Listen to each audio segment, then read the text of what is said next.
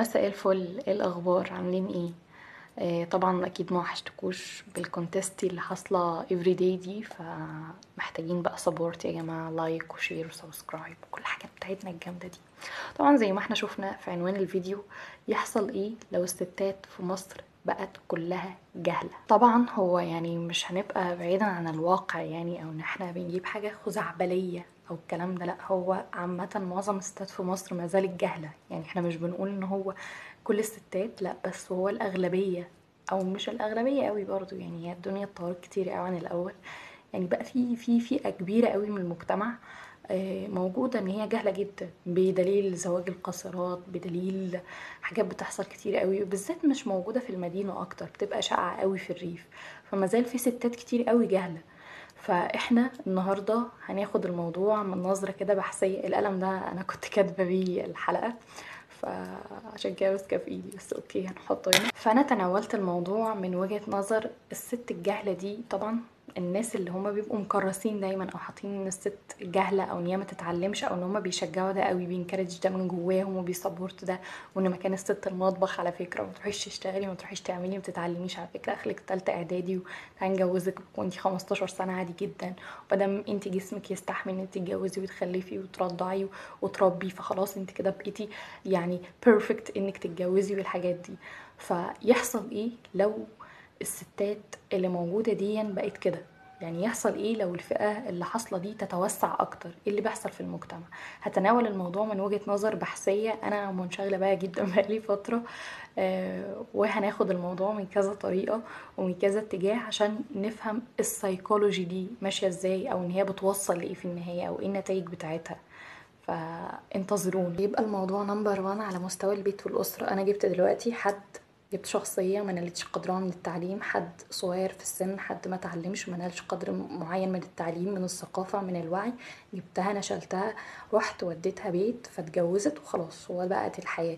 بقت هي بارتنر في علاقة زوجية، وبقت ربة أسرة مسؤولة عن أطفال ومسؤولة عن كل حاجة. فإلى يعني الشخصية دي هتعمل إيه؟ اول حاجه، الشخصيه دي اتجوزت، فاوريدي الناس اللي مبقاش عندها وعي ده اول حاجه بيبقوا ملوفين عليها جدا، وهي فكره الخلفه او الحمل، ولازم تخلفي او تحملي او الكلام ده. فخلاص هي دلوقتي بقت حامل. اول حاجه في فتره الحمل بتاعتها دي، هي ما بتبقاش اويرنس كفايه باللي بيحصل. هي ما بتبقاش عندها اويرنس بالفحوصات اللي لازم تتعمل، ما بقاش عندها اويرنس بان الاكل بتاعها وهي حامل ده هيعمل ايه في النمو العصبي والنمو المخي والنمو الجسدي بتاع الجنين. فما بيبقاش عندها وعي هي تاكل ايه عشان تغذي الجنين، ما بيبقاش عندها وعي هي تاكل ايه عشان تغذي نفسها. هي ما بيبقاش عندها وعي ان جنرال. هي ما فيش خالص، ما فيش وعي، ما فيش قدر من الثقافه ان هو يبقى فيه فحوصات دايما، ان يبقى فيه ثقافه عن الموضوع بتاعها ده. ما بيبقاش فيه ان هو تاكل ايه او تشرب ايه، او زي ما انا قلت كده. فخلاص بتبقى هي في حالة أنيميا شديدة جدا، لأنها بتاكل شيبسي، بتاكل اندومي، بتشرب بيبسي، بتعمل أي حاجة. ما بيبقاش عندها وعي بالفترة اللي هي فيها، فبتبقى اوريدي بتبقى مكملة بالفترة اللي هي عاشتها قبل ما تتجوز. واكيد اللي جوزها في السن ده برضو حد ما عندوش وعي ان هو يقدر ان هو يخليها توصل لمرحلة كبيرة او مرحلة معينة من الوعي. فخلاص هي بتبقى كده. فيصبح ان هي عندها انيميا شديده جدا جدا جدا، وعند الطفل بتاعها انيميا شديده، ويبقى عنده سوء تغذيه، ويبقى ما عندوش نمو عصبي، ويبقى ضعيف، الجثه بتاعته ضعيفه كده وجسده ضعيف وخلاص. خلاص احنا انتقلنا بقى من فتره الحمل في فتره ولاده جايه. الست اللي ما عندهاش قدر واعي من الحاجات دي كلها، برضو في فترة الولادة او بعد الولادة، مش هي نفس فترة الحمل من اين اتى لها الوعي؟ يعني اكيد دي واحدة قاعدة بتتفرج على مسلسل حكيم باشا اللي بيقول مش عند لحالك، ومش حاجات غريبة كده الناس بتسمعها يعني. ما بيبقاش عندها وعي.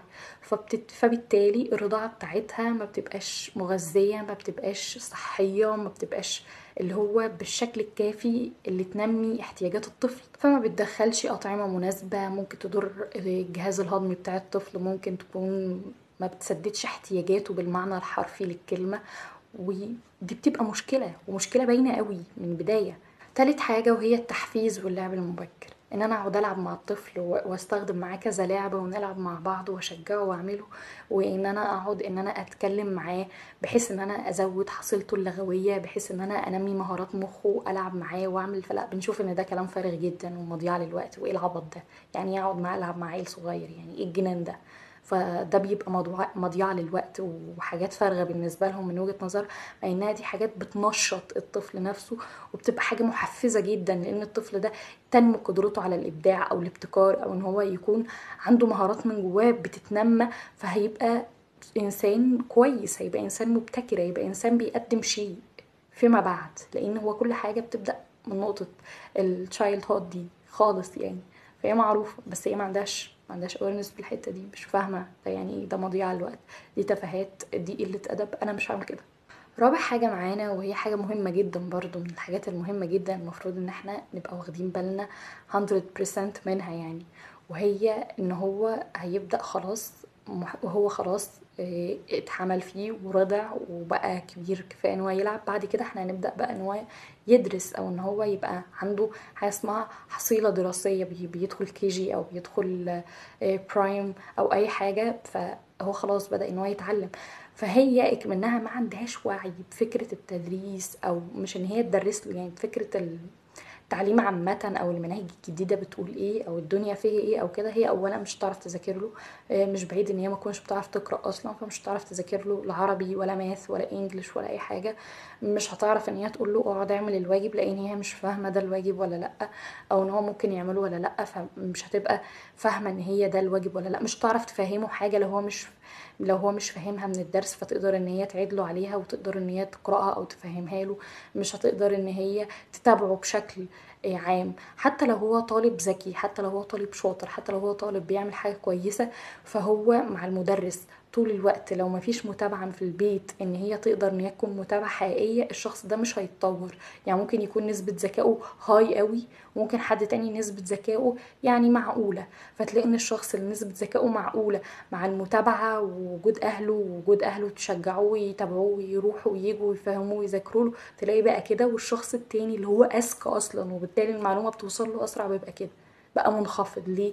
لانه بقى مهمل، ما عندوش وعي كفايه ان هو يقعد يذاكر، او ما عندوش حد بيدعمه في البيت، او ما عندوش حد، او حتى ممكن تكون هي بتدعمه، يعني هي ممكن تكون بتقول له ذاكر او ما تذاكرش او كده، بس هي ما فيش متابعه حقيقيه ممكن ان هو يبقى كويس فيها.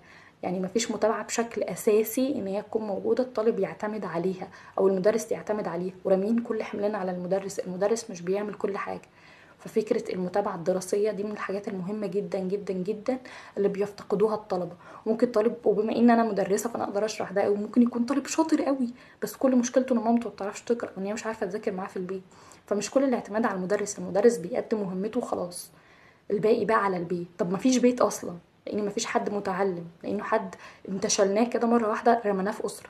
فالطبيعي ان الطالب ده هيطلع مستواه الدراسي منخفض، هيطلع IQ بتاعه منخفض، فبالتالي ان هو مش هيبقى شخص منتج في المجتمع. فبالتالي انا بوظت بني ادم من غير ما اخد بالي، ومن غير ما انا اخد بالي ان انا بوظت بني ادم، مش تيجي في بالي اصلا ان انا السبب، او ان ده كلها عوامل تؤدي الى ده في الاخر، لا مش هيجي. خامس حاجة عندنا بقى وهي العادات والتقاليد.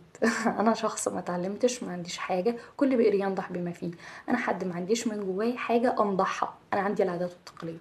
انا اتربيت على عيب اكتر من حرام، انا ما اعرفش يعني ايه حلال وحرام، ما عنديش وعي ديني، ما عنديش وعي اجتماعي، ما عنديش ثقافة عامة، ما عنديش. ومش بقول الثقافة بقى ان احنا نقعد نقرأ للبحتري ونقعد بقى قواعد العشق الأربعون والحاجات دي، لا انا بقول ثقافة.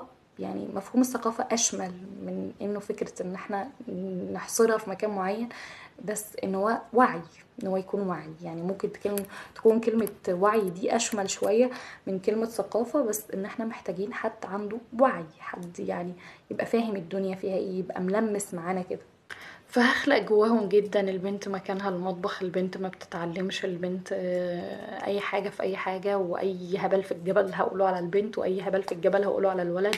واقعد بقى اقول ايه، اصل الراجل ما يبوش الا جيبه. لو انت قابلت بنت مش كويسة، البنت اللي مش كويسة دي اللي لابسة لبس مش كويس، فهي انسانة تستحق ان الواحد يتعدى عليها، وانه هو الحلوى المكشوفة والحلوى اللي مش عارفه ايه، والكلام العبيط اللي احنا بنقراه على الفيسبوك او بنشوف في الحقيقة، وان هو مال المجتمع ده. دي كلها حاجات عبيطة جدا، ما بتديش للبني ادم اي حاجة غير ان هو خلاص بقى، يعني هو البني ادم اتجنن فبيقول اي حاجة في اي حاجة. فاصبح ان العادات والتقاليد جزء من التربية، واحنا عارفين ان الام اكتر حد بيقعد مع الطفل، فلو الام دماغها عامله كده، الام ما بتبقاش حامل عندها وعي كويس في فتره الحمل، ما بتعرفش ترضع كويس لان هي ما عندهاش وعي بين الرضاعه محتاجه ايه او الطفل محتاج ايه، مش عارفه تحفز الطفل، مش عارفه ان هي تلعب معاه، مش عارفه ان هو محتاج مهارات معينه، محتاجه ان هي تتنمى، مش عارفه تذاكر معاه، بتخلق العادات والتقاليد اللي هي بتبقى حاجه مقدسه جدا عنده لان هو اتربى على كده، ده بقى جزء. فيبقى مصير الاسره والبيت ايه مع ام زي دي؟ يعني انا لا الومها والله، يعني انا ما بلومهاش، انا بلوم على المجتمع ان هو بيطلع ناس كده. يعني انك بتاخد واحدة وتقول اصل هي كده كده بيتها في النهاية بيتها لجوزها ومش عارف ايه والكلام ده، وان هو الراجل مهم ان هو يتعلم، لا الست مهم جدا ان هي تتعلم اكتر من الراجل، يعني ولو ان الاتنين محتاجين ان هما يتعلموا، يعني الاتنين محتاجين ان هما يتعلموا كويس قوي، بس هي محتاجة جدا ان هي تتعلم. في اجيال حضرتك جاية بناء على الست دي، واحنا عارفين في مصر، يعني احنا عارفين في مصر الراجل ما بيربيش خالص، الست هي اللي بتربي. فخلاص بقى الست اللي بتربي دي ما نخليها ننشئها كويس، نعمل حد كويس فعلا يبقى بيربي، مش ان احنا بنقعد نعمل كده. لا ما ينفعش، ما ينفعش، مش اسلوب حضاري على فكرة، مش طريقة حضارية خالص، يعني احنا بقينا في 2025، فاحنا بنقول ايه؟ مساء الفل. تاني حاجة بقى، احنا قلنا على مستوى البيت والأسرة، تاني حاجة على مستوى المجتمع، وده حاجة أوسع وأشمل شوية كده اللي احنا هناخدها ونتناولها يعني. تاني حاجة على مستوى البيت والمجتمع، احنا عندنا جيل كامل من فئة معينة، ما عندوش تفتح ذهني، ما عندوش تحليل نقدي، ما عندوش تفكير بربع جنيه. فالجيل الكامل ده احنا ممكن نتوقع منه ايه؟ حد ما بيعرفش يفكر، حد ما بيعرفش ان هو يتفهم قوي، الوعي بتاعه ضعيف، الاي كيو بتاعه ضعيف، بالتالي هيعمل نسبة التطرف شديدة جدا اللي احنا شايفينها. انسان متطرف قوي وماسك بتطرف ليه؟ لان ده ما نماش كويس، ده محدود قوي، ده مرمي في حتة كده، ناتجة عن عادات وتقاليد وبيئة وأفكار مغلوطة عن الدين وعن المجتمع وعن ربنا في بعض الأوقات. فبنلاقي إن هو كمية التطرف اللي حاصلة، سواء تطرف ديني أو تطرف معرفي أو أيا كان، أي حاجة من التطرف اللي موجود، أو بعيدا عن فكرة التطرف، إن الإنسان ده أصلا بيبقى أكتر عرضة إن هو يضحك عليه، هو شخص مخه فاضي. فنلاقي عندنا في المجتمع عالية قوي فكرة النصب. ليه عالية قوي فكرة النصب؟ الناس سهل قوي يضحك عليها، الناس سهل قوي ان هي يتقال لها على فكرة كذا وكذا، سهل قوي ان انا اطمعهم، سهل قوي ان انا العب في نفسيتهم. ليه؟ نفسيتهم هشة جدا، نفسيتهم هشة جدا، ما تربوش تربية اللي هي تصلح ان الانسان يكون انسان منتج، انسان عاقل، انسان راشد، انسان عنده قدر عالي من الثقافة او قدر عالي من العلم يقدر ان هو يواجه بيه المجتمع. لا، ده مش موجود. انسان في ثانية يضحك عليه، في ثانية يتنصب عليه، في ثانية يحصل له اي حاجة، يعني خلاص. سهل جدا ان اي حد يغسل مخه وياخده لجماعة متطرفة معينة، سهل جدا ان هو ينضم للحزب السياسي عادي جدا، سهل جدا. هو ما عندوش رأي، هو انسان ضعيف، ما عندوش شخصية بالمرة، ما عندوش قرار، شخص اعتمادي، دي كلها حاجات بتخلق البني ادم. طب انا لما الاقي كل ده بيحصل، جيل كامل متطرف ومتخلف وجاهل وسهل اللي هو ينقاد وده كله بيحصل، طب ما انا دلوقتي هاجي اغير المجتمع، انا مش هعرف اغير، الناس دي هتحاربني بشدة، لان الناس دي بيعبدوا الفكرة، بيعبدوا الحاجة، هيبقى الموضوع صعب جدا ان هو يتغير، هيبقى الموضوع يعني مش هنعرف ان احنا نخليهم يتخلوا عن الافكار بتاعتهم بسهولة، هناخد وقت اكتر في ان احنا نقدم المجتمع. طب احنا بقى عندنا المشاكل دي البيزكس بتاعتنا، العالم كله بيتطور بره واحنا قاعدين هنا بنتكلم في البيزكس، ان هو الافكار والمرونة وان احنا يكون عندنا فلكسبيليتي والحاجات دي كلها ما تبقاش موجودة. فاحنا نبدأ ان احنا نحارب، فهنحارب في حاجات ايه؟ احنا بنحارب في بعض، يعني احنا عملنا العقدة وعمالين نلف حواليها. ف فده شيء يعني، شيء يعني يخلي الإنسان سادلي قوي، يعني يخلي الإنسان حزين ويخليه في حالة كده من الحزن، حاجة يعني مش ألطف حاجة إن الإنسان يقعد يقول كده.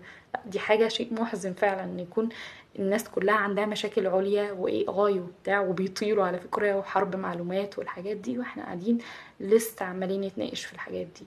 تاني حاجة على مستوى المجتمع، وهي هي اقتصاديا، ان هو احنا بننقص، انا كاتباها هنا في النوت، تراجع اقتصادي وفقدان رأس مال بشري. انا دلوقتي الست اللي كانت بتتعلم وبتشتغل كانت بتقدم في اقتصاد مصر او بتقدم في اقتصاد الدولة والمجتمع عموما، دلوقتي ما عادش بتشتغل، قاعدة في البيت. طب الست اللي اتعلمت وقعدت في البيت دي ست مش بتقدم في اقتصاد، لا بتقدم في اقتصاد بشري. هي بتقدر ان هي تشارك بافكارها ومرجعيتها ووعيها، فهي برضو بتشارك جوه البيت.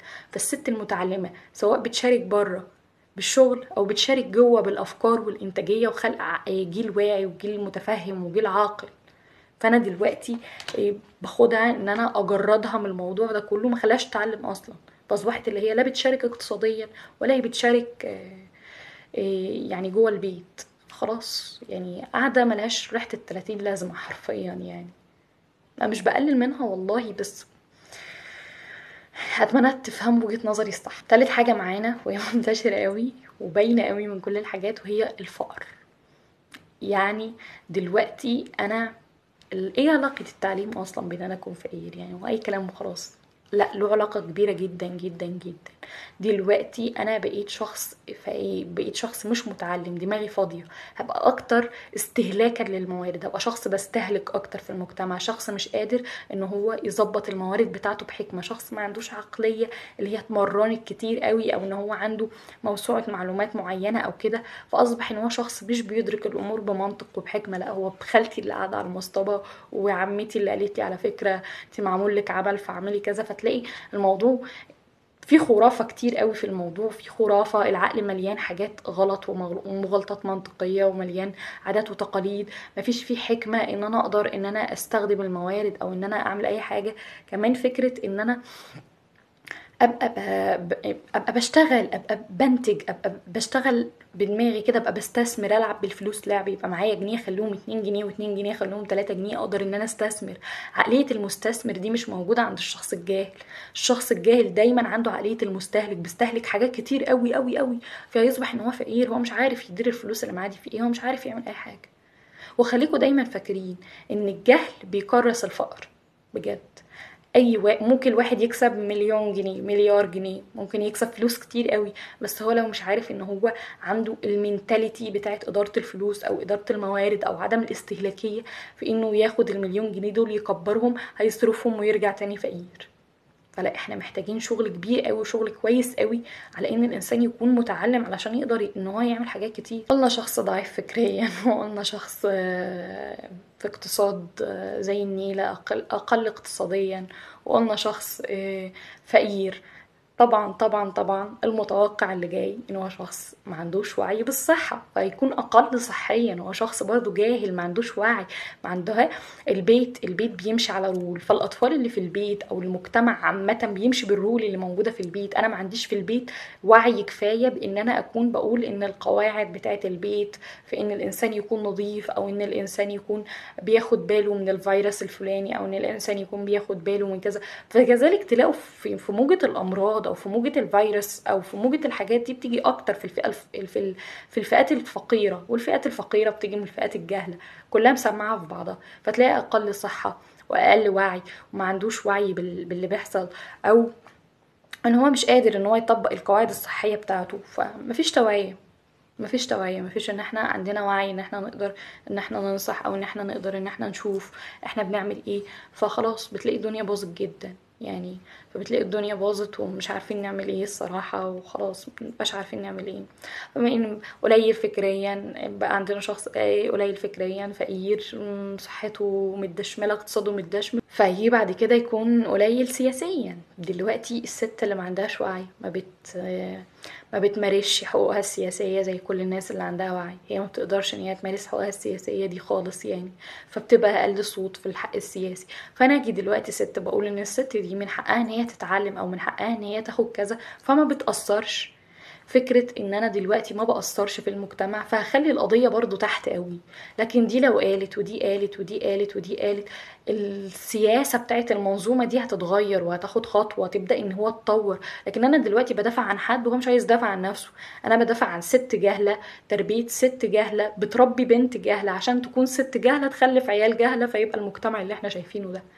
فيعني الدنيا بايظة خالص يعني. لو الست ما خدتش مرجع كده وبدأت ان هي تتعلم وتبدأ ان هي تتكلم في حقوق المرأة، مش هيجي حد يتكلم لها في حقوق المرأة يعني. حضرتك مرأة يعني، فمين اللي يجي يتكلم في حقوقك؟ الرجل؟ اكيد لا يعني. ولا ان اساسا منظمه حقوق المراه كلها رجاله وحاجه غريبه كده بتحصل. مش فاهمين ايه الدنيا يعني وايه اللي فيها. بس مهم جدا ان الست يكون عندها وعي سياسي، ومهم جدا ان هي يكون لها نظره سياسيه ان هي تقدر تشارك بده، وما تكونش اقل صوت من الفئه التانية الاخرى من الرجال يعني. تالت حاجة بقى، وبعد ما قلنا ان هي بتأثر في البيت والأسرة وان هي بتأثر في المجتمع، نيجي بقى على الطفل نفسه. كل طفل كده لوحده ايه الدنيا بتحصل معاه؟ قالك ان هو الصحة النفسية والارتباط العاطفي اللي بيبقى مع الام للطفل مش طبيعي.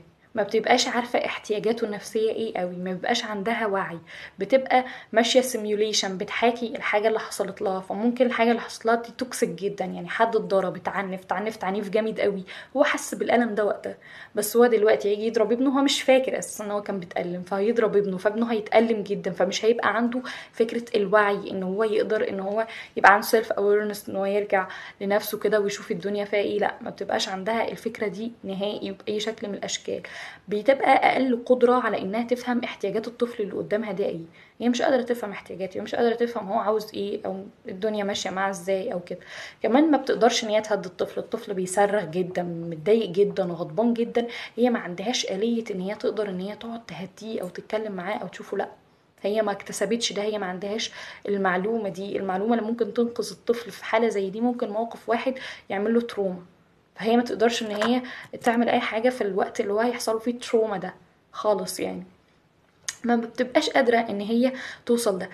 فلما ما بتعملش كده بيبقى عنده استجابة عاطفية قليلة قوي. فكرة الاستجابة العاطفية دي لما بتقل، الشخص بيبقى ما عندوش ثقة بنفسه. هو ما عندوش تواصل مع نفسه اصلا يعني. هو انسان دلوقتي ما عندوش ثقة بنفسه، ما عندوش استجابة عاطفية عالية، ما بيقدرش ان هو يحاكي الموضوع، ما بيقدرش ان هو يعرفه. بيبقى عنده برضه ما عندوش وعي قوي بنفسه، فبرضه بيطلع، فبتبقى لو ست بتطلع نفس الفكرة، لو راجل بيبقى راجل اقلية جدا في المجتمع. ففكرة ان الشخص الطفل الصغير ما بتفهمش احتياجاته النفسية، ده بيخليه عرضة اكتر ان هو طول الوقت بيبحث عن الامان، لان هو ما عندوش امان، هو مش حاسس بالامان ابدا. فطول الوقت ان هو بيبقى اكتر عرضة لانه يتعرض ان هو طول الوقت بيبحث عن الامان، او طول الوقت مش فاهم ايه اللي بيحصل او ايه الدنيا. او اكتر حد معرض ان هو يبقى عنده اضطراب سلوكي، او ان هو يبقى عنده مرض نفسي، او ان هو يبقى بيعاني من حاجة معينة طول حياته. فبنلاقي هنا بقى الاكتئاب والانكزايتي والاوفر ثينكينج وكل الحاجات اللي بتحصل دي منشأها من دي على فكرة يعني، مش من حتة تانية. تاني حاجة عندنا بقى وهي القيم. القيم والسلوكيات الاجتماعية والأخلاق والحاجات دي. المعروف ان الطفل الصغير بيقلد دايما الحاجة اللي بتحصل قدامه. يعني الرول بتاع البيت هو ده بالنسبة له العالم كله، بابا وماما بالنسبة له كل الناس كل الدنيا. فبيبدأ ان هو يقلد ده كويس قوي، بيبدأ ان هو ياخد ده ويقلده. فأصبح دلوقتي ان الاسلوب بتاعنا في البيت عبارة عن قيود وتخويف. يصبح ان هو مع زمايله في المدرسة بيخوفهم، او فرض قيود عليهم، او شخصية متحكمة بيقلد بابا او ماما. او فكرة ان هو في عنف فتلاقيه بيضرب جدا زمايله. احنا مستغربين قوي بضرب زمايله زمايله ليه قوي كده؟ عشان هو برضو بيتضرب. لو هو حد بينتقده بشدة، او بيتريق عليه او بيسخر منه، فتلاقيه هو برضو لما يروح المدرسة او يروح مع زمايله بيسخر منهم جدا، بيتريق عليهم، بيقل ادبه عليهم، بيعمل كل الحاجات اللي بتحصل له بس من غير ما حد ياخد باله. فما بنبقاش عارفين هو الطفل ده طالع عامل كده ليه، وخلاص معلش وهنربيه يا مس وبتاع، ويا مستر شد عليه المره الجايه وكسر عظمه في لحمه، وازاي يعمل كده في زميله. واحنا مش واخدين بالنا ان هو القيم والسلوك والاخلاق دي واخدها من البيت، واخدها من الام، واخدها من الاب، واخدها من اللي بيحصل في البيئه. البيئه اللي بتعمل حاجات قدامه هو بينقلها بشكل ممكن تكون بشكل لا واعي او بشكل واعي، هو بينقلها. هو خلاص هو ده بالنسبه له القيم والسلوك. وتلاقي واحد عنده 60 سنه قاعد كده عمال يقول ايام الزمن الجميل لما كان بابايا بيقول لي كذا، او لو كانت مامتي بتقول لي كذا. فبياخدوا الموضوع ده خلاص، ده بيبقى بالنسبه له كتالوج الحياه. الا بقى لو ربنا كرمه وكبر وبدا ان هو يبقى عنده شويه اويرنس كده ويفهم الدنيا فيها ايه، يبدا يصلح من نفسه ويدخل رحله نظافه كده على كتير، ويتألم قوي ويتعذب قوي، ويعرف ان هو بيدفع تمن قوي في الوعي ده. يعني هيبقى حرفيا داخل جحيم الوعي، حرفيا بجد جاي من نعيم الجهل داخل جحيم الوعي. بس بعدها الدنيا بتبقى احسن ما يكون جاهل يعني. بس ده كله بيحصل النتيجة دي. حد مش متعلم ايه يعني؟ حد مش متعلم ده بيحصل بلاوي حضرتك. يعني انت عارف يعني ايه حد مش متعلم قاعد مع اطفال يعني؟ مساء الفل. يعني تالت حاجة معانا وهي الطموح. تلاقي دايما الست اللي مش متعلمة، ما عندهاش قدر واعي، ما عندهاش قدر عالي من الثقافة او الوعي، ابنها مثلا يقول لها والله انا عايزة ابقى زي محمد صلاح. محمد صلاح؟ احلم على قدك، ده انت ابوك كان بيشرب مش عارف في ايه كده كان فاكر الخرطومش ليمون، ده انت مش عارف، الله يرحم جدك، الله مش عارف ايه. تلاقي دايما تكسير مقاديف كويس قوي، تلاقوا دايما في اللي هو لا انت ما ينفعش ان انت تكون كده، احلم على قدك، عيش عيشة اهلك، مش عارف ايه. دايما بتلاقي فيه سقف، انت ما ينفعش تعدي السقف ده. او على الصعيد الاخر، هو في سقف انت لازم تنطحه فتطلع فوق قوي برضو. فيبقى في هنا الشخص ده عنده دونية والشخص ده عنده عقدة مثالية. فبتلاقوا ان هما الاتنين عندهم اضطرابات، الاتنين مش تمام. ما بنقدرش ان احنا يبقى عندنا فهم كده ان ده ممكن امكانياته تيجي في كذا، او ده ممكن امكانياته تيجي في كذا، فاحنا نفهم الدنيا ماشية ازاي. لا، احنا ما نفهمش ده خالص. احنا مفيش وعي. فبتلاقي ان هو سقف الطموحات متحدد، كل حاجه متحدده، كل حاجه بايظه، بتلاقي كل الدنيا دي ماشيه عامله كده مكلكعه قوي يعني. وبس والله يا جماعه، يعني والله العظيم تعليم المرأة مهم. يعني انا حاسه ان انا جايه من الكهف، يعني من ايام الكهف. لا، الدنيا بقت متقدمه اكتر، وان يبقى في تعليم مرأة مهم جدا. مهم جدا الستات تتعامل معامله راقيه، مهم جدا الستات تتعزز. انا دلوقتي لو انا ست عندي تعزيز وعندي كرامه وعندي حريه وعندي استقلاليه، انا بربي في ابني ان هو يتجوز واحده شخصيتها عامله كده، وبربي في بنتي انها تكون عامله كده.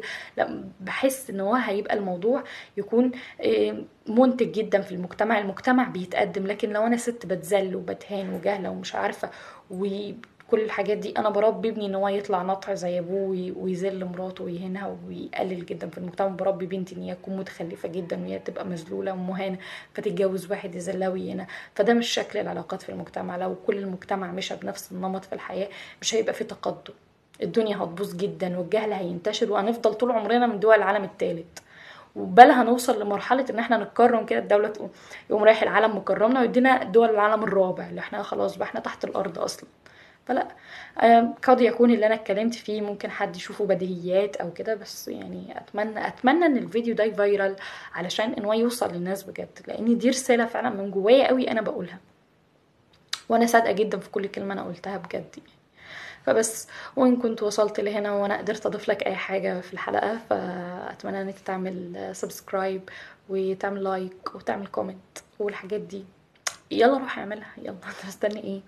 يلا. ثانك يو، باي.